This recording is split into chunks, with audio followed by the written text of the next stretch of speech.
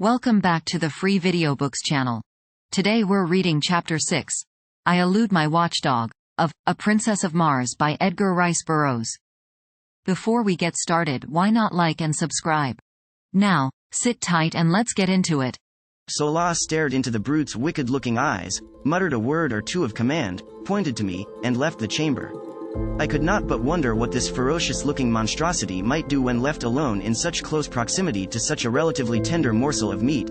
But my fears were groundless, as the beast, after surveying me intently for a moment, crossed the room to the only exit which led to the street, and lay down full length across the threshold.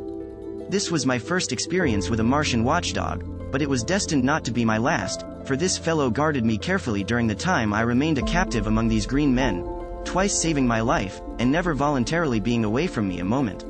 While Sola was away, I took occasion to examine more minutely the room in which I found myself captive. The mural painting depicted scenes of rare and wonderful beauty: mountains, rivers, lake, ocean, meadow, trees and flowers, winding roadways, sun-kissed gardens, scenes which might have portrayed earthly views but for the different colorings of the vegetation. The work had evidently been wrought by a master hand, so subtle the atmosphere, so perfect the technique, yet nowhere was there a representation of a living animal, either human or brute, by which I could guess at the likeness of these other and perhaps extinct denizens of Mars.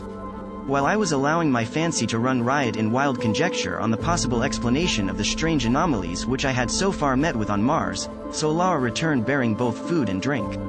These she placed on the floor beside me, and seating herself a short ways off regarded me intently.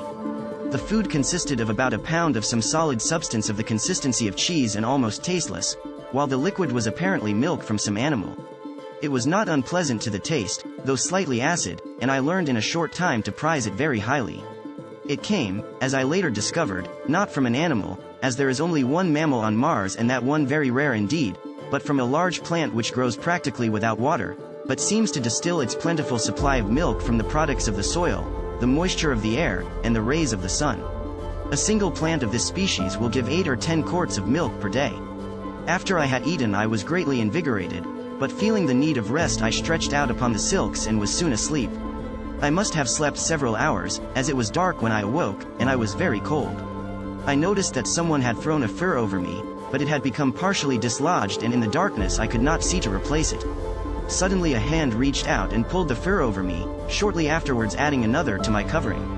I presumed that my watchful guardian was Sola, nor was I wrong. This girl alone, among all the green Martians with whom I came in contact, disclosed characteristics of sympathy, kindliness, and affection.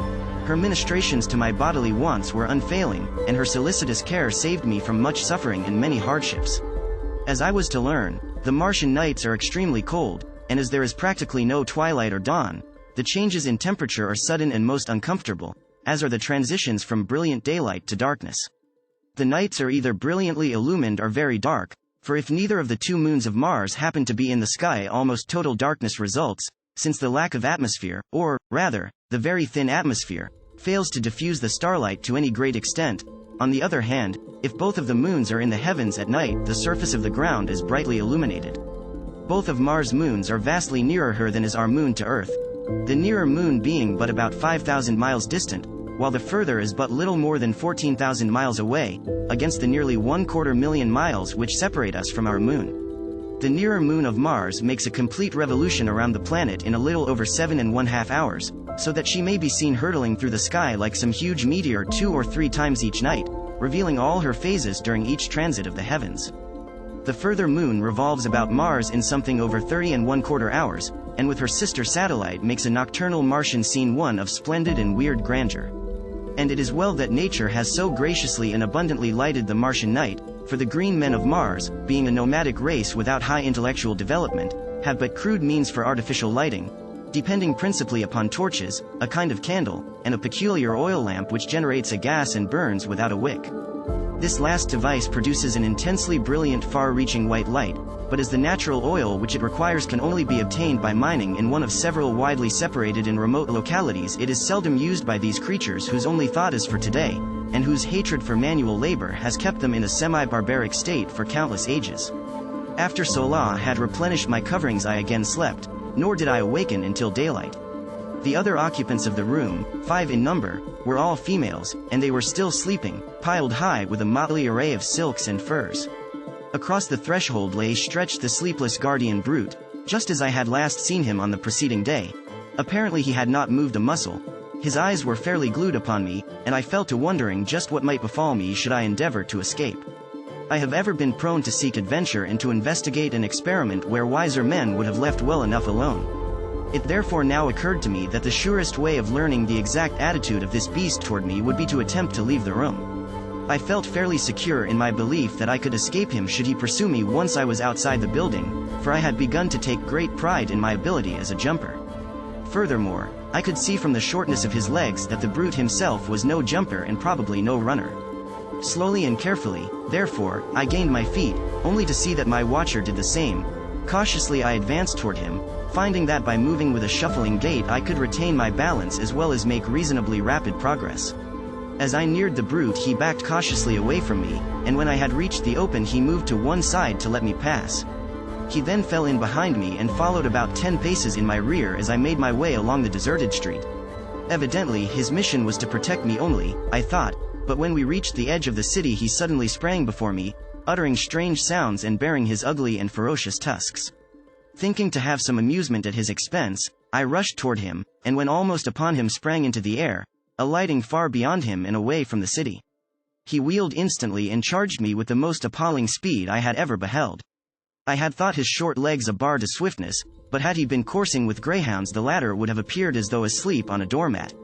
As I was to learn, this is the fleetest animal on Mars, and owing to its intelligence, loyalty, and ferocity is used in hunting, in war, and as the protector of the Martian man.